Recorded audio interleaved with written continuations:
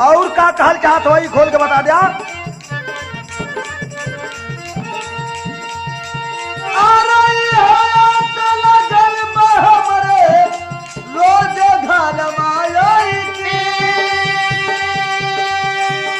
रोज ना आ पाई समय के अंतर्गत हो सकेला।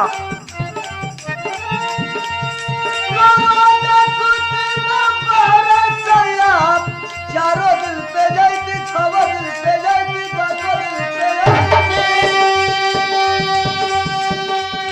आज चाहे वो हारा उलट जाती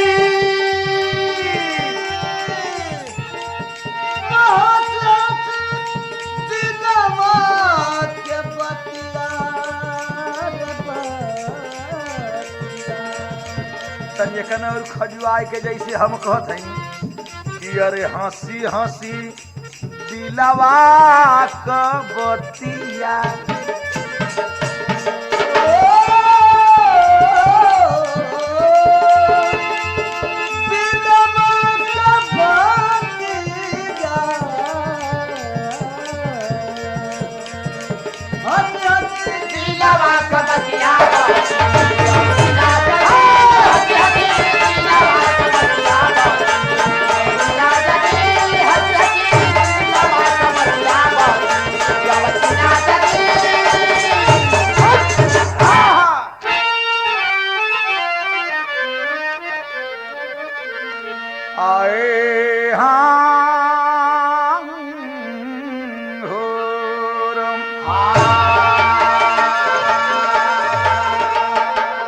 गाने की भूमिका पाएंगे क्या कि धन्य मां कह के सारी जनता बदे अपने परिवार से तू कलंकिनी कहाई। राज क्या था छिपा राम ही जानते पी जहर राज को मां तूने छिपाई। अब रो रही थी धरा हंस रहा था गगन भाव दो राम जब वन को जाने लगे तो तीन फल तीन मूर्ति को तूने दिया राम हंस कर तुझे सर झुकाने लगे। राम लक्ष्मण सीता तीनों मूर्ति वनवासी बनकर 14 वर्ष के लिए जब वनगमन करते हैं बाबूजी, अयोध्यापुरी का बड़ा दुखित वातावरण है। हमारा समाज मां कैकेयी को दोषी ठहराने लगा कि रामचंद्र जी को वन भेजने का अगर किसी को श्रेय था तो वो था कैकेयी को, लेकिन ये राज तो मर्यादा पुरुषोत्तम भगवान श्री राम ही जानते थे बाबूजी। जिस समय भगवान बन जाने लगते हैं मां कैकेयी उन तीनों शख्स को, तीनों प्राणियों को, तीनों जीव को बाबू 3 फल देती हैं। एक फल राम को, एक फल लक्ष्मण को, एक फल सीता को। लेकिन एक बात मां कैकेयी याद दिलाती कि बेटे यह फल उसी को तुम लोग खिलाना जिसको तुम लोग अपना सच्चा भक्त मानना, उसको खिलाना। तीनों मूर्ति कैकेयी द्वारा दिए गए फल को लेकर के और चल दिए वन की तरफ। आज जब चल दिए वन की तरफ देखें जरा वहां का भाव कभी दलन तर्ज एक बा कि अरे जैसन गौवा बाटे वैसन बरीती होती कब तक काम देई बलुआ कभी हो कब तक काम देई बलुआ कभी हो कब तक काम देई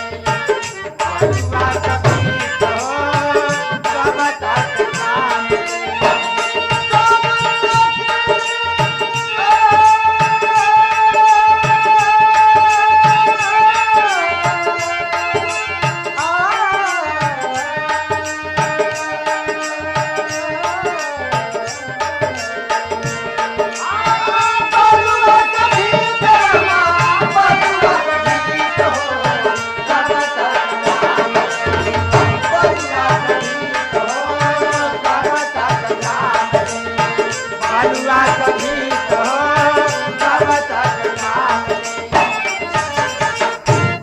कि चल दिए है तीनों मूर्ति, चल दिए है तीनों मूर्ति, चल दिए है तीनों मूर्ति। सब बहाने,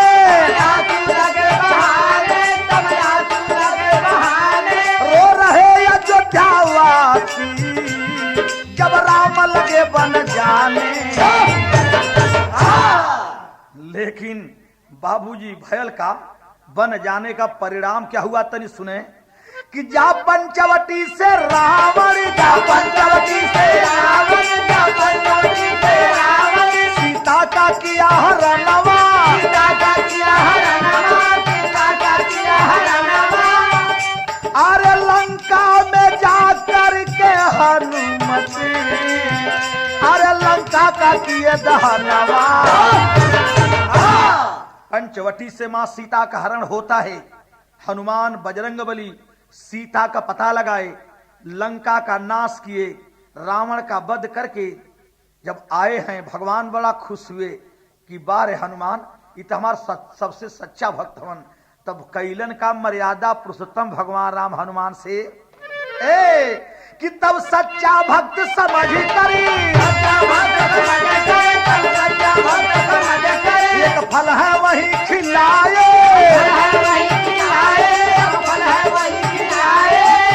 अरे हनुमत भी तब बिहवल हो, अरे आंसू है बरसाए। सच्चा भक्त मान करके वही एक फल भगवान अपना हनुमान को खिला दिए। हनुमान के खुशी के मारे आंसू छलछला गई भगवान के प्रेम देख करके। हनुमान जब फल भगवान वाला खैलन तो कुछ नहीं भयल। जब लक्ष्मण शक्ति लगल लड़ाई में, जब लक्ष्मण शक्ति लगत वैद्य सुखेन के बताने पर धौला गिर से हनुमान संजीवनी बूटी लाए, लक्ष्मण जिंदा हुए। इस भाव से प्रभावित होकर के लक्ष्मण अपना फल भी हनुमान को खिला दिए तो कुछ नहीं हुआ। बाबूजी जब राम का फल हनुमान खैलन तो कुछ ना भयल, लक्ष्मण का फल हनुमान खाए तो कुछ न हुआ। लेकिन जब सीता जी के चरण पर जा करके हनुमान गिरलन हैं, तब हनुमान के सच्चा भक्त मान करके सीता जी कैकेयी के द्वारा दिया गया फल जब हनुमान के खियौलिन तो एक बड़ी घटना घट गई। कौन घटना? एक तर्ज बाका तर्ज के अक्सर माता बहन लोग गावेलिन का इस शादी ब्याह के अवसर पर जब बरतिहा लोग खाए बैठे न वही समय गावेली कैसे तनिकन बढ़ा देबा। आए कि अरे भौजी का भैया पराया हो देखा पात से। कभी कभी लोग गावेली का कि अरे भागल जाला भागल जाला भागल जाला रे, अरे भागल जाला भागल जाला भागल जाला रे, अरे मोरे भैया का सारावा भागल जाला रे, मोरे भैया का सारावा भागल जाला रे, मोरे भैया का सारावा भागल जाला रे, मोरे भैया का सारावा भागल जाला रे।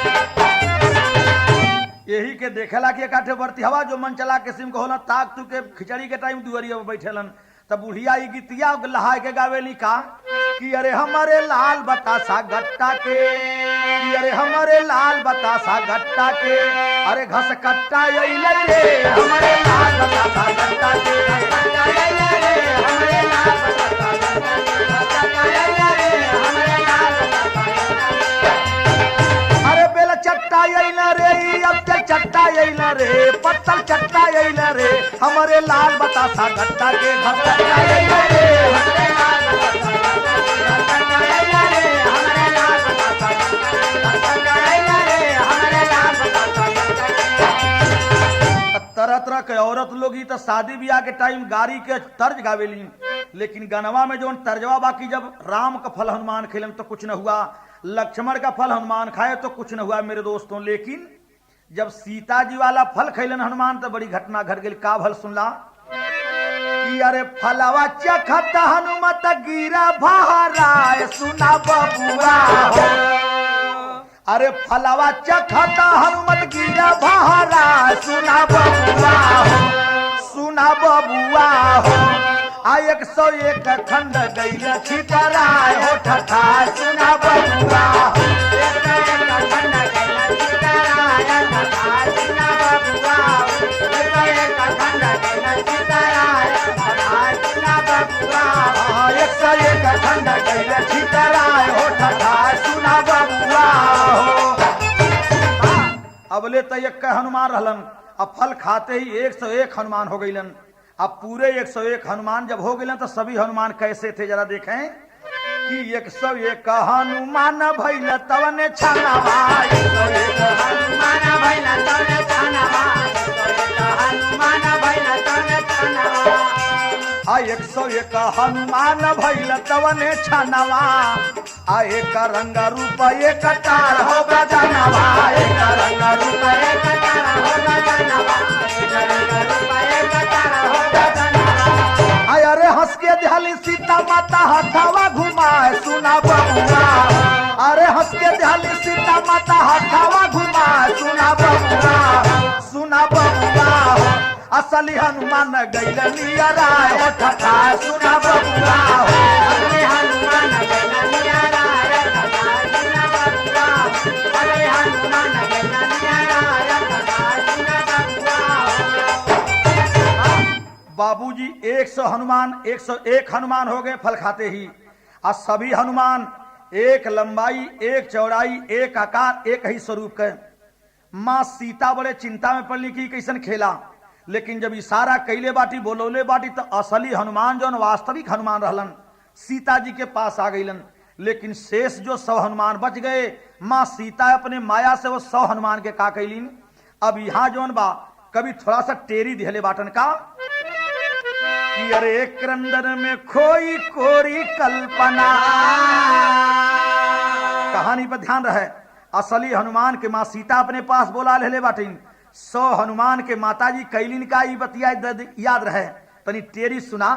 ये मैं कभी लिखले का बाटा अपने साहित्य का परिचय देले बाटन कि अरे क्रंदन में खोई कोरी कल्पना, अरे मचला मन मयूर, अरे मचला मन मयूर जब बधल प्रेम का डोरी, क्रंदन में खोई कोरी कल्पना।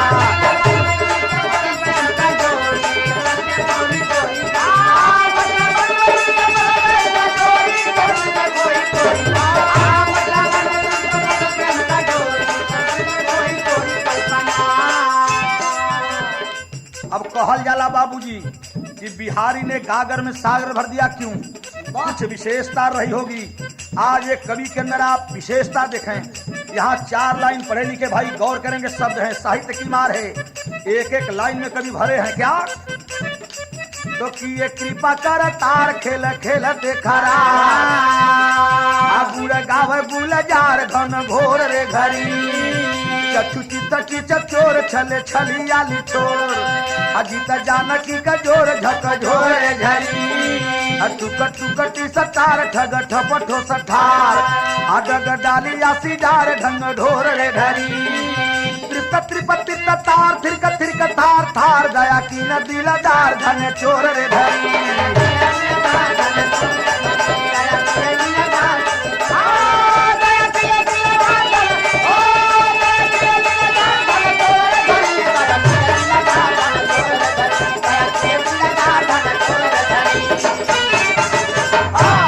बाबूजी तो असली हनुमान के अपने पास सीता जी बोलोले बाटी, लेकिन शेष 100 हनुमान बचलन। तो ओके माँ सीता जी का कैली तो सुन ला तर्जबा। एके भी औरतिया शादिया ब्याह में गावली कैसे कि गहना ले अला भासुर डिबिया में मुनि हो, खोली के देखावा नात गारी देव चुनी हो, खोली के देखावा नात।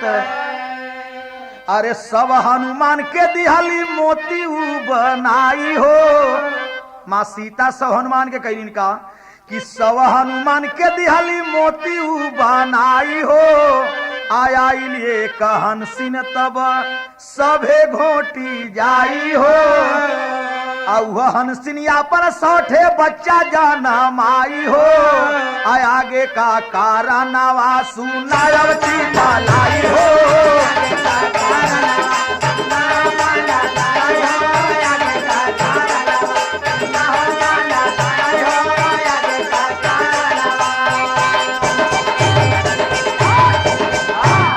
भाई साहब 100 हनुमान को माँ सीता अपने माया से मोती बना देलिन।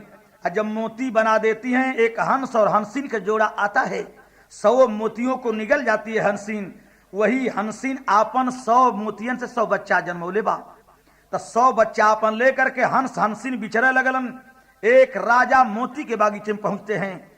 जाकर के राजा मोती से हाथ जोड़कर अर्ज करते हैं, हंस और हंसिन की सरकार, हम दोनों प्राणी थोड़ा सा देशाटन के लिए जाल चाहत बाटी जा। आप राजा मोती हमारे 100 बच्चन का रक्षा करिया, हमारे बगिया में, आपके बगिया में हमारे 100 बच्चा रहत बाटन। राजा मोती को बच्चे 100 सौंप करके हंस हंसिन देशाटन के लिए निकल गए। लेकिन तनी तर्ज बदल गई। आल्हा कर इनमें गवैया लोग सवाल करेलन, कभी कभी सुनले होगा कि कवन चिड़ैया बिन डनवा का उड़ गईली, आ कवन नदी नहीं सूखे बढ़िया है, कवन रंग बजवा पर देसवा में छौलन, कवन तिरियवा से जिया पर मुरझाए। एकर जवाब भी लोग बतावे न कि प्राण चिड़ैया बिन डैनवा का उड़ गईली, नैन नदी नहीं सूखे बढ़िया है, आ लाखन रंग बजवा परदेसवा में छौलन, चंपा तिरियवा से जिया पर मुरझाए। हम भी सवाल एक ठे पेश कैलीन, अपन दिमाग लगावा एकर जवाब होई का। हमार सवाल ही है बा, तनी बढ़ा के दा। हमार सवाल ही है बा कवन चीज, ए भैया हमार सवाल ही है बा का कि ए भैया अरे कवन भी सधा रहवा के कानना पयरवा रे भैया,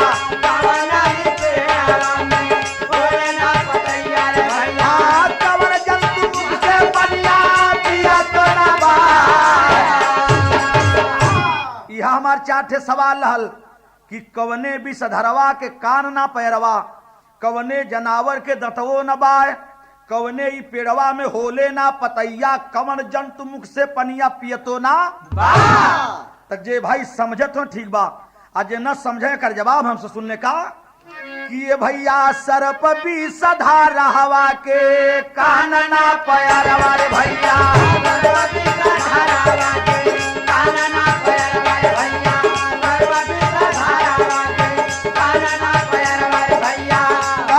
जनहवारा के बताओ न पाय,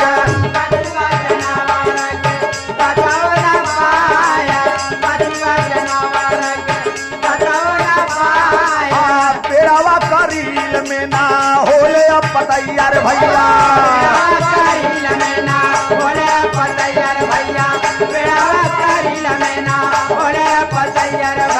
मेढक मुख से बढ़िया है अपने पिया चढ़ावा।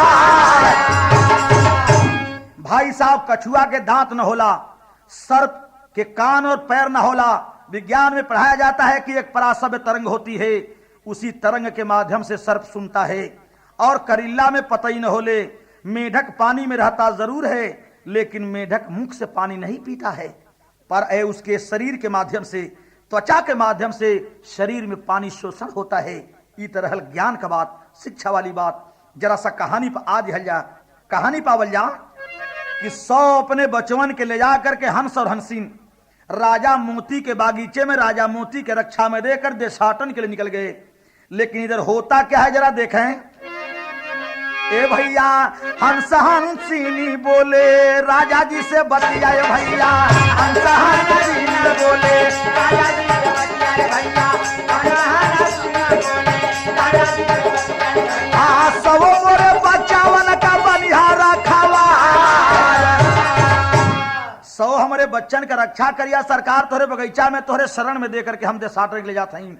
तो दोनों परानी जब चल दे देशाटन बदे बाबू तब हल का कि अरे दोनों हो परानी घूमे देशवा विदेशवा भैया,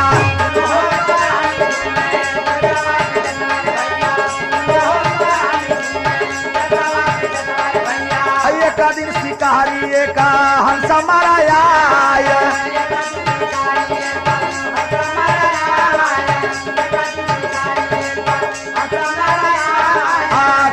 जब राजा का है निकबा भोजनिया ये भैया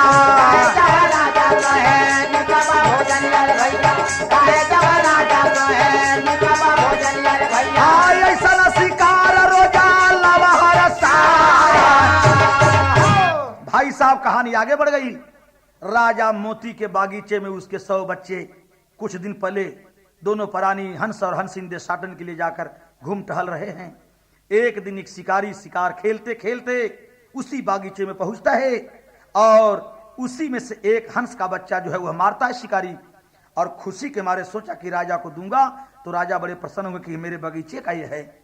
बाबूजी एक हंस का बच्चा मार कर जब राजा मोती को देता है शिकारी, खाते हैं राजा, कहें कि वाह शिकारी ऐसा शिकार मुझे रोज मार करके ला करके दो, ये तो बड़ा सुंदर है, बड़ा स्वादिष्ट है। जब खाए राजा तो कहे ए भैया धीरे धीरे शिकारी वही बचवन में से एक एक बच्चा मार मार करके रोज राजा मोती को देता गया।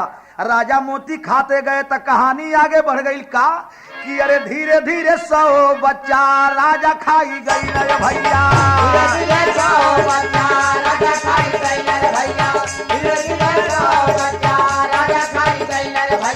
धीरे धीरे 100 बच्चा राजा खाई गई रे भैया।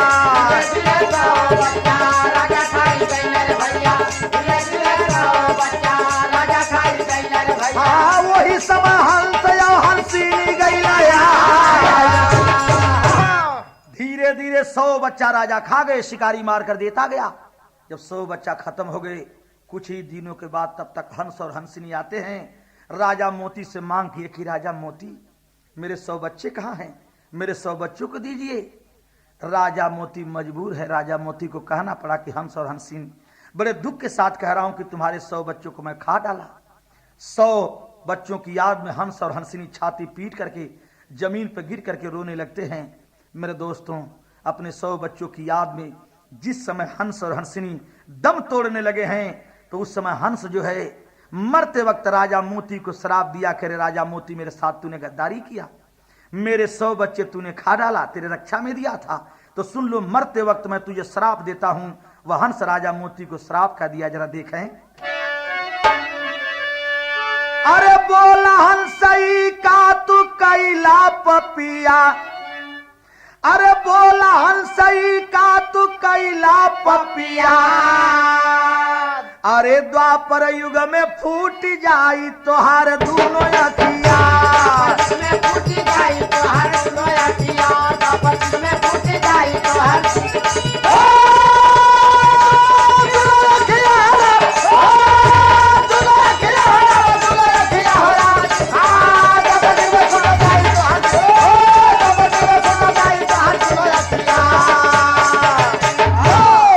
श्राप देता हूं राजा मोती की द्वापर युग में तुहार दोनों आंख फूट जाई अगले जन्म में।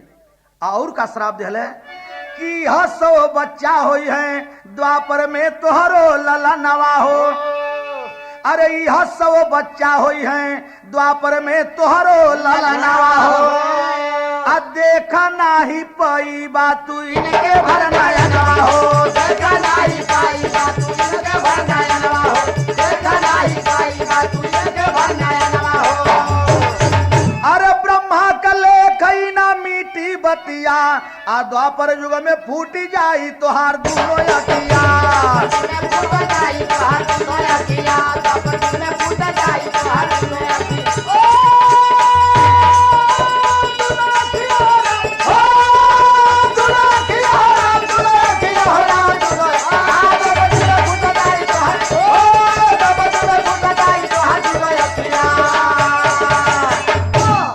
हमार 100 बच्चा द्वापर युग में अगले जन्म में तू जन्म लेबा, तुहार दोनों आंख फूटल रही, यह हमार 100 बच्चा तुहार 100 बच्चा होई हन।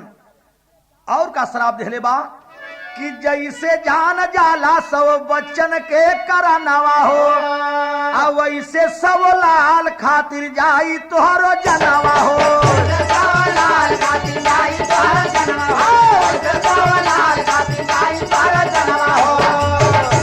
अरे श्राप दे के कहिला यही बारितिया, आ द्वापर युग में फूटी जाई तोहार दोनों अखिया, फूट जाई तोहार दोनों अखिया, द्वापर युग में फूट जाई तोहार दोनों अखिया।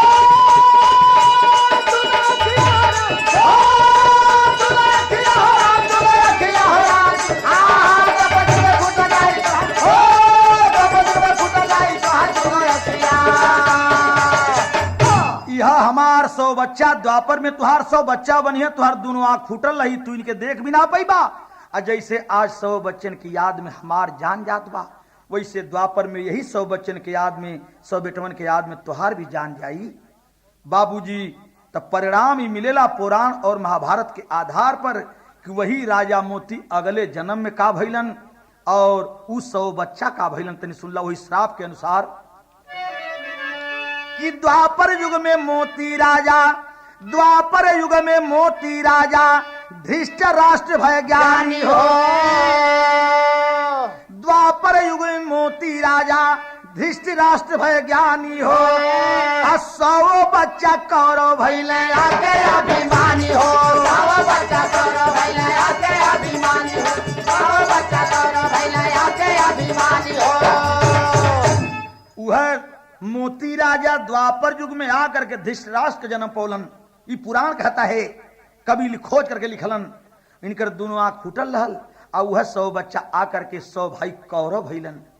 कवि लिखलन, अरे महाभारत में मारल गईल बन गई गतिया, आ द्वापर युग में फूटी जाई तोहार दोनों अखिया। में फूट जाई तोहार दोनों अखिया। द्वापर में फूट जाई तोहार दोनों अखिया।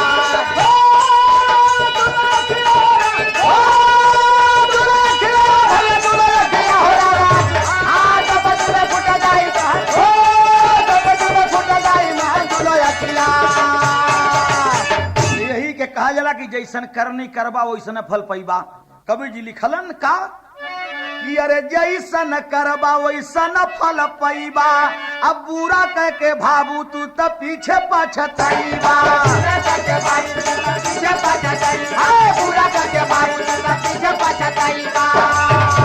अरे रामजीत मूलचंद का शोभनाथ सथिया, अरे रामजीत मूलचंद का शोभनाथ सथिया, अरे द्वापर युग में फूटी जाई तो हर दोनों अखिया।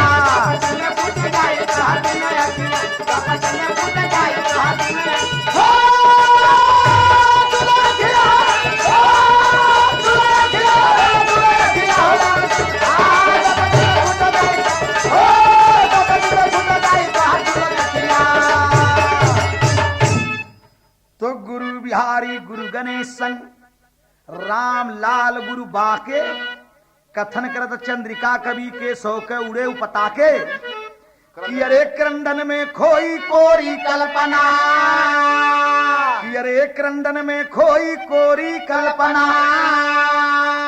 अरे मास्टर कवि के सो कही अरा भैल खोरी, क्रंदन में खोई कोरी कल्पना।